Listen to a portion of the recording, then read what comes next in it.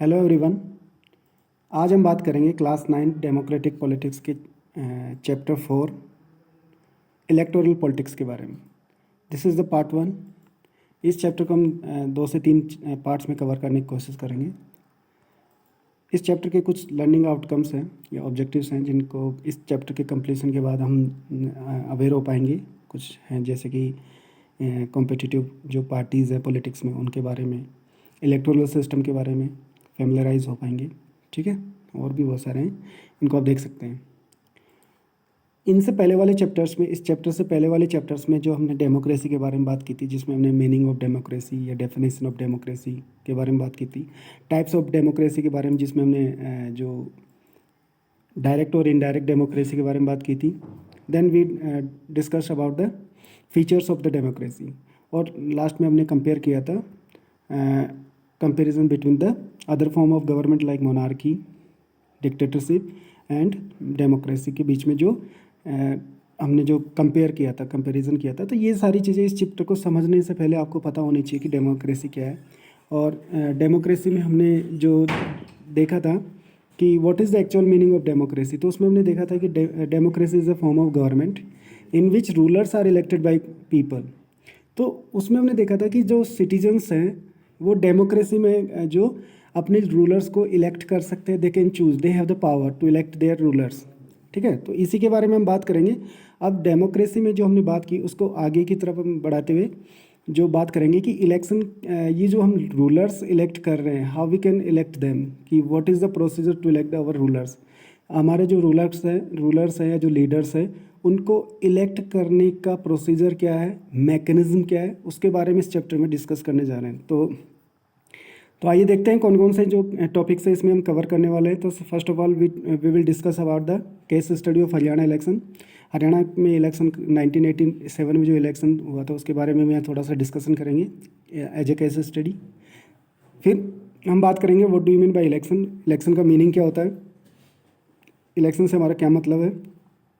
Then why do we need elections, elections की हमें क्यों ज़रूरत है। Then what makes an election democratic, और लास्ट में हम बात करेंगे is it good to have political competition, कि जो पॉलिटिकल कंपटीशन है वो क्या सही है डेमोक्रेसी के लिए। तो आइए स्टार्ट करते हैं। जो केस स्टडी है हरियाणा में जो इलेक्शन हुआ था 1987 में, उसके बारे में बात करेंगे। तो यहाँ पर जो है चौधरी देवीलाल एंड लोकदल पार्टी के नाम से इसको जानते हैं। देखिए, तो Chaudhary Devi Lal was an opposition leader in Haryana. ठीक है, पिछले चैप्टर में जो आपने देखा होगा कि what is the meaning of opposition leader, opposition party. जब कोई पार्टी मेजोरिटी में नहीं आती है तो और गवर्नमेंट फॉर्म नहीं कर पाती है, तो उसको जो रोल प्ले करना होता है वो अपोजिशन का रोल प्ले करना होता है। तो there are the two types of the parties in a democratic system. One is the ruling party and second one is the opposition party. Ruling party वो पार्टी होती है जो गवर्निंग कर रही होती है, जो सरकार बना के जो लॉ डिसीजन मेकिंग या लॉ मेकिंग जो प्रोसेस है उसमें उसको पूरा कर रही होती है। अपोजिशन पार्टी मैंने जो देखा था हम लोगों ने कि अपोजिशन पार्टी वो पार्टी होती है जो गवर्नमेंट की जो पॉलिसीज़ होती है, जो प्रोग्राम्स होते हैं, उनको क्रिटिसाइज़ करते हैं, उनका एनालिसिस करके उनको लोगों तक उनकी अवेयरनेस क्रिएट करने की कोशिश करती है। तो Chaudhary Devilal ji was an opposition leader in Haryana. Okay, उस टाइम कांग्रेस की गवर्नमेंट थी वहाँ पर। He started a movement called Naya Yuddh. इन्होंने एक नया जो एक मूवमेंट शुरू किया जिसको इन्होंने नाम दिया नया युद्ध या struggle for justice, struggle for justice. He form a party, Lok Dal party. इन्होंने एक जो पार्टी बनाई, अपनी एक पार्टी बनाई नहीं, जिसको हम जो लोकदल के नाम से जानते हैं। His party join with other opposition party against the Congress. ठीक है, इनकी पार्टी ने जो है अदर पार्टीज़ के साथ अलायंस बनाया ताकि वो कांग्रेस पार्टी को हरा सके, उससे कम्पीट कर सके। In the election campaign he gave the promises if they will get a chance to form government would waive loan for farmers and small businessman. उन्होंने जब कैंपेनिंग कर रहे थे, वो इलेक्शन कैंपेनिंग कर रहे थे, तो उन्होंने जो पीपल है, सिटीजन्स हैं, उनसे प्रॉमिस किया कि अगर हमारी जो पार्टी गवर्नमेंट बनाती है या अगर आप लोग हमें चांस देते हैं टू फॉर्म गवर्नमेंट, तो हम क्या करेंगे, we would waive loan for farmers and small businessman, कि हम जो स्मॉल बिजनेसमैन हैं या जो फार्मर्स हैं उनके जो लोन्स हैं या जो उनके ऊपर जो बैंक का जो लोन है, कर्जा है, उसको हम माफ़ कर देंगे। Okay, he also promised that he this would be the first action of his government. और उन्होंने ये भी कहा कि ये जो होगा ये गवर्नमेंट का पहला काम होगा, जिससे कि गवर्नमेंट सबसे पहले अगर सत्ता में आती है, गवर्नमेंट बनाती है, तो पहला काम यही होगा कि वो लोगों के लोन माफ़ करें। Okay, the people were unhappy in existing government. ठीक है, जो गवर्नमेंट जो थी, एग्जिस्टिंग जो गवर्नमेंट थी, उससे पीपल अनहैप्पी थे। Why? Because they were not satisfied with the policies and programs of the existing government. वह एग्जिस्टिंग गवर्नमेंट की जो पॉलिसीज एंड प्रोग्राम्स थे उनसे सेटिस्फाई नहीं थे। तो इन 1987 असेंबली इलेक्शन होते हैं वहाँ पर, और जो लोकदल पार्टी है वो 76 जो सीट्स वॉन करती है इन आउट ऑफ 90।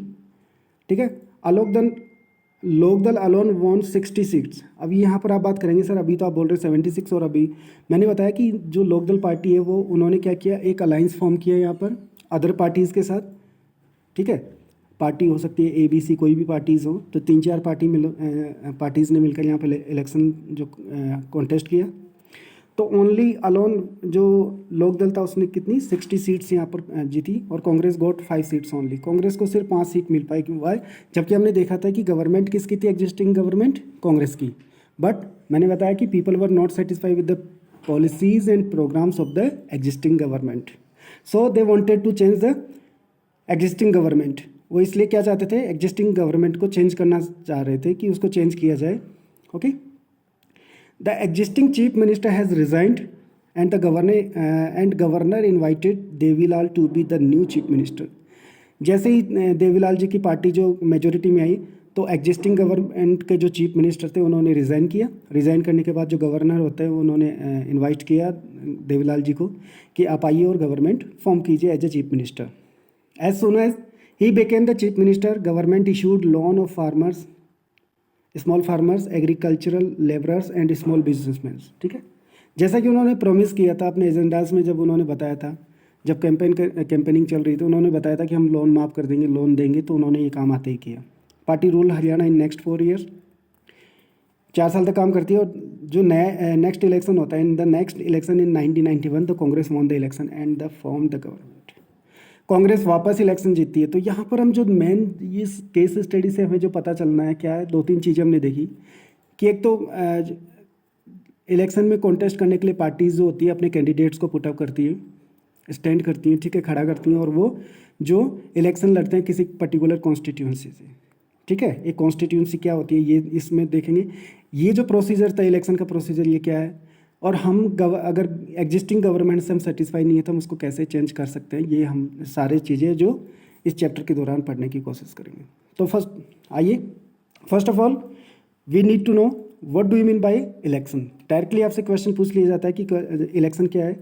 तो जो भी चीज़ें हमने अभी देखी, लोकदल पार्टी वगैरह में जो एग्जाम्पल में हमने देखा था, उसको यहाँ पर हम सेम चीज़ें या डेमोक्रेसी की जो डेफिनेशन हमने देखी कि people can choose there rulers. तो वो जो रूलर्स हैं उनको कैसे इलेक्ट कर सकते हैं, कैसे चूज कर सकते हैं, उसका एक मैकेनिज्म होता है, और उस मैकेनिज्म को हम जानते हैं इलेक्शन के नाम से। तो अगर आपसे डेफिनेशन के बारे में पूछें तो आप लिख सकते हैं, the election is a mechanism in which the people can choose their representatives at regular intervals and change them if they wish to do so. This mechanism is called election. ये एक मैकेनिज्म होता है जिसमें क्या कर सकते हैं, people can choose there leaders या रिप्रेजेंटेटिव्स एट रेगुलर इंटरवल्स। एक रेगुलर इंटरवल जो हमारे इंडिया में कितना है, 5 साल का है, कि हम 5 साल बाद जो एग्जिस्टिंग गवर्नमेंट है उसको चेंज कर सकते हैं अगर हम उनकी पॉलिसीज एंड प्रोग्राम से सेटिस्फाई नहीं है तो। अगर वो करना चाहें, लेकिन अगर ऐसा करना चाहें कि अगर वो सरकार को चेंज करना चाहें तो कर सकते हैं, या ठीक है। तो ये जो प्रोसीजर होता है या ये जो मैकेनिज्म होता है, it is known as the election. ठीक है, अब बात आती है कि हमें इलेक्शन की ज़रूरत क्यों है। Why do we need elections, what is the necessity of election in a democratic system. क्यों जरूरी है, तो एक 2-3 चीज़ें इसमें हैं कि एक तो ये होता है कि इतनी बड़ी कंट्री है, in a vast country like India, it is impossible task to take any decision by the all the citizens of country. कोई भी डिसीजन एक पूरे कंट्री के जो सिटीजन्स है उनके द्वारा लिया जाना काफ़ी मुश्किल है।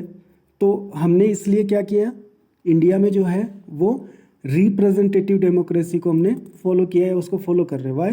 Because we all the citizens are not aware about the procedure of law making and decision making.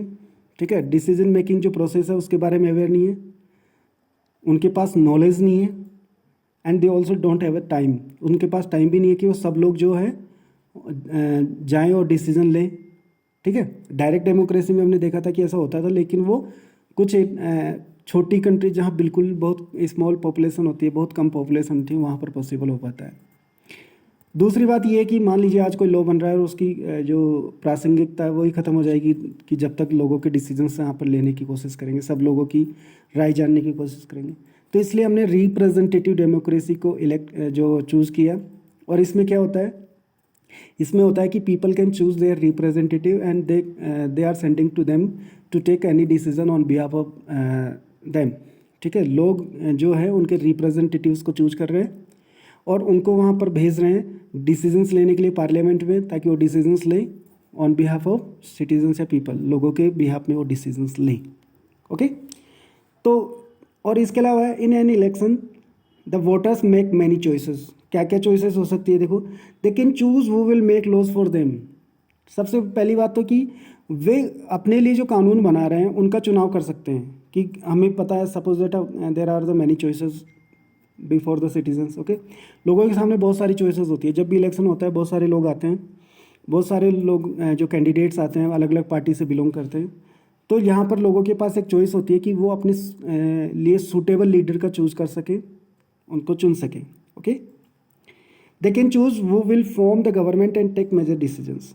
दूसरी बात मैंने बताया ना कि अपने जो सूटेबल लीडर्स को वो चूज़ कर सकते हैं कि कौन उनकी जो डिमांड्स है, कौन उनकी जो बातें हैं वो उनको ऊपर उठाने में एबल है, उनके लिए अच्छा लीडर कौन है, कौन उनकी जो ज़रूरत है उनको पूरा करवा सकते हैं। ठीक है, जो डिमांड्स है जो भी है उनको उठा सकते हैं। Okay, through the election. Okay, they can choose the party whose policies will guide the government and law making। यहाँ पर सिर्फ जो लोग हैं वो सिर्फ एक कैंडिडेट को चूज़ नहीं कर रहे हैं, एक लीडर को चूज़ नहीं कर रहे हैं, एक रिप्रेजेंटेटिव को चूज़ नहीं कर रहे, they are also choosing a political party also. ठीक है, एक पॉलिटिकल पार्टी को भी वो चूज़ कर रहे हैं जिससे वो कैंडिडेट या जो रिप्रेजेंटेटिव वो बिलोंग करता है। अब वो जो कैंडिडेट है या रिप्रेजेंटेटिव वो ऐसे ही वर्क करेगा जैसे उस पार्टी की जो पॉलिसीज़ है या उसके जो एजेंडाज है उसके आधार पर ही वो काम करेगी। ठीक है, तो यहाँ पर हम क्या कर रहे हैं कि अपने हिसाब की अपनी चॉइस की, या जो वोटर्स हैं वो अपनी चॉइसेस की हिसाब से अपनी जो पॉलिटिकल पार्टीज़ को भी चूज कर सकते हैं। तो आई होप आपको समझ में आया होगा कि why do we need elections, कि हमें इलेक्शंस की ज़रूरत क्यों पड़ती है। क्यों? क्योंकि इसके हिसाब से इससे हम क्या कर सकते हैं, we can choose our suitable leaders for making laws. Okay, next है what make an election democratic. ठीक है, कौन सी ऐसी बातें हैं जो एक इलेक्शन को या चुनाव को जो लोकतांत्रिक मानने के आधार हैं। ठीक है, या जो बातें हैं जो जिनसे हम कह सकते हैं कि this is the democratic election और इन डेमोक्रेटिक इलेक्शन। ठीक है, सॉरी, नॉन डेमोक्रेटिक इलेक्शन। अब यहाँ पर क्या होता है कि जो डेमोक्रेटिक कंट्री हो या नॉन डेमोक्रेटिक कंट्री हो, सब में इलेक्शन होता है। हमने देखा था कि जो पिछली जो चैप्टर्स में देखा होगा कि वहाँ देखा था कि जो सऊदी अरेबिया में महिलाओं को जो था वोटिंग राइट नहीं था, तो हम नहीं कह सकती वो डेमोक्रेटिक इलेक्शन। क्यों? क्योंकि जब तक वहाँ पर डिस्क्रिमिनेशन है किसी भी बेस पर, तो उसको हम डेमोक्रेटिक इलेक्शन कैसे कह सकते हैं। तो डेमोक्रेटिक इलेक्शन है उसको कैसे, कौन से आधार है जो किसी भी चुनाव को डेमोक्रेटिक या लोकतांत्रिक बनाने के आधार हो सकते हैं। ठीक है, तो यहाँ पर कुछ पॉइंट्स हैं, इन फॉलोइंग पॉइंट्स के आधार पर हम डिस्कस करेंगे। फर्स्ट है everyone should be able to choose their own representative. ठीक है, मैंने बताया there will be no discrimination on the basis of colour, caste, religion, place of birth, gender etcetera. ठीक है, ये इनके बेस पर किसी भी व्यक्ति के साथ कोई भी किसी भी प्रकार का डिस्क्रिमिनेशन, भेदभाव यहाँ पर नहीं किया जाना चाहिए। सबको पार्टिसिपेट करने का राइट है, चाहे वो महिला हो, चाहे पुरुष हो, चाहे वो रिच हो, चाहे पुअर हो, चाहे वो ब्लैक हो, चाहे वाइट हो, चाहे वो किसी भी जो एरिया से बिलोंग करता हो, किसी भी कल्चरल एरिया से बिलोंग करता हो। ठीक है, तो यहाँ पर सबको एक राइट है। तो अगर ये सबके पास है तो we can say that this election is a democratic election. Okay, parties and candidates should be free to contest election and should offer some real choices to voter. जो दूसरा है वो देख सकते हैं कि चुनाव में जो मतलब चॉइसेस होनी चाहिए, विकल्प होने चाहिए, ठीक है।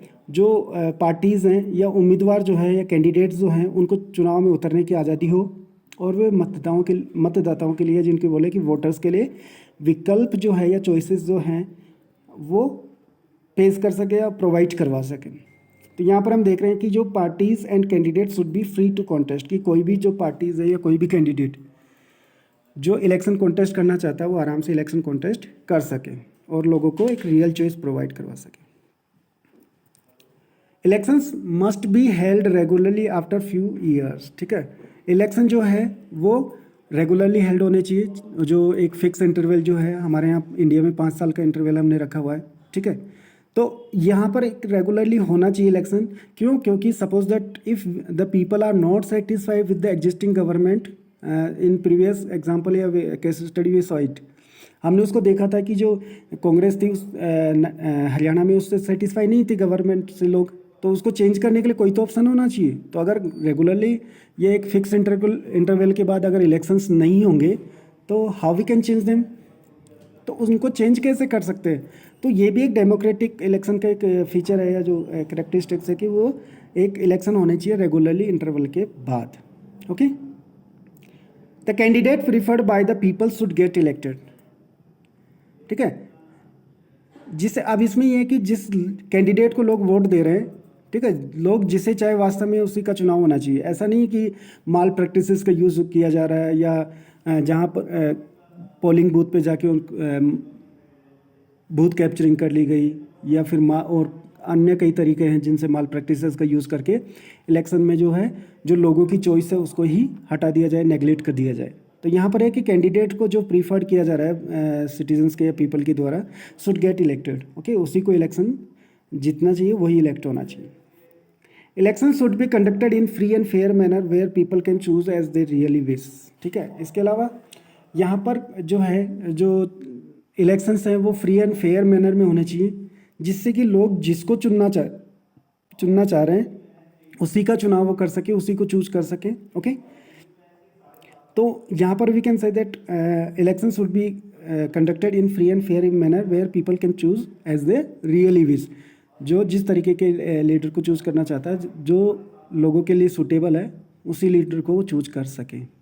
तो आई होप आपको समझ में आया होगा कि what makes an election democratic, की एक इलेक्शन को कौन सी बातें हैं जो डेमोक्रेटिक बनाती हैं। अब हम बात करते हैं, is it good to have political competence, क्या राजनीतिक जो प्रतिद्वंद्विता है अच्छी चीज़ है, ठीक है, या जो पॉलिटिकल कंपटीशन है वो क्या अच्छी बात है या गुड है एक डेमोक्रेटिक कंट्री के लिए। तो आइए देखते हैं। Elections are all about political competition, ठीक है। मैंने बताया कि जो इलेक्शंस होते हैं वो पॉलिटिकल कंपटीशन होते हैं लगभग, जिसमें क्या होता है कि एक पार्टी जो है दूसरी पार्टी से कॉम्पीट करती है। This competition take various forms at constituency level, it takes the form of competition among several candidates, ठीक है। यहाँ पर वेरियस जो फॉर्म्स हो सकते हैं कंपटीशन के, जिसमें से एक जो फॉर्म है उसके बारे में हम बात करेंगे। कॉन्स्टिट्यूंसी लेवल पर जो कंपटीशन होता है, जिसमें क्या होता है कि जो सेवरल कैंडिडेट्स होते हैं, जो अलग अलग जो कैंडिडेट्स होते हैं, बहुत सारे जो कैंडिडेट्स होते हैं अलग अलग पार्टी से जो बिलोंग करते हैं, वो यहाँ पर क्या करेंगे, चुनाव लड़ते हैं या कॉम्पिटिशन होता है उनके बीच में, ठीक है। तो यहाँ पर कुछ जो है, here are few reasons that support political competition as being good for people. यहाँ पर कुछ बातें ऐसी हैं, ठीक है, जिनसे कि हम बता सकते हैं कि जो पॉलिटिकल कंपटीशन है उसके क्या लाभ है, उसके क्या फ़ायदे हैं लोगों के लिए। गुड फॉर पीपल कि कौन सी ऐसी बातें हैं जो इलेक्शंस को या जो पॉलिटिकल कंपटीशन है उस वो लोगों के लिए फ़ायदेमंद है या लोगों के लिए अच्छा है, okay. First, regular electoral competition provides incentives to to political parties and leaders.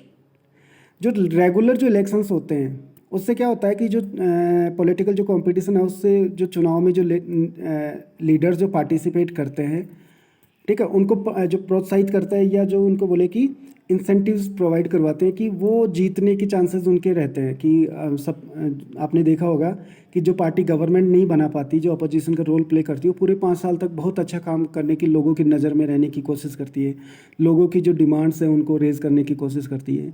ठीक है, पॉलिसीज़ एंड प्रोग्राम्स जो गवर्नमेंट के द्वारा बनाए गए हैं, जो लोगों के फेवर में नहीं है, उस ग्रुप को ज्वाइन कर वो उनको अपोज करने की कोशिश करती है। क्यों? क्योंकि उनको एक होप होती है कि वो अगली बार इलेक्शन में जीत पाएंगे।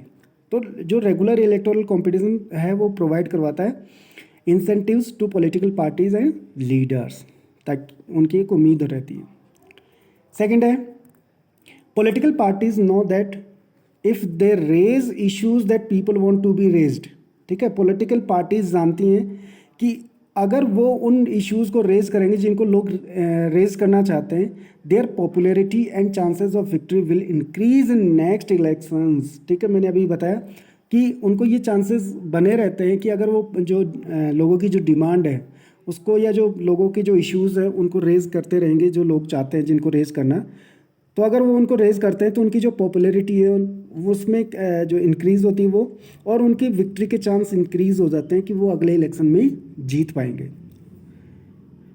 On the contrary, if they fail to satisfy the voters with their work, they will not be able to win again.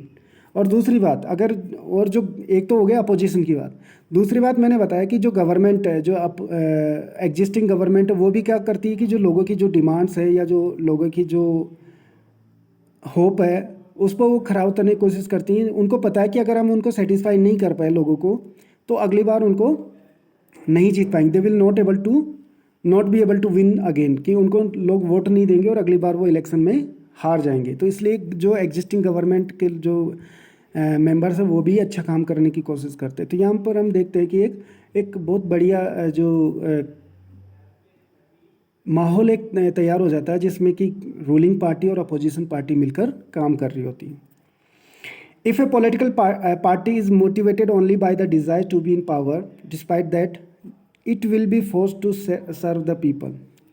ठीक है, अगर हम कि पॉलिटिकल पार्टीज़ अगर हम देखें कि जो उनकी जो अगर वो सिर्फ सत्ता में आने की इच्छा से ही आगे आई हैं, अगर हम बात करें, यदि कोई जो राजनीतिक पार्टी है या जो पॉलिटिकल पार्टी है, सिर्फ अगर हम बात करें कि पावर में या सत्ता में आने की इच्छा से ही आगे आई है, तो उससे भी मजबूरन जनता की सेवा करनी होगी, या जो बात करें कि उसको भी जो लोगों की सेवा करनी होगी। It will be force to serve the people.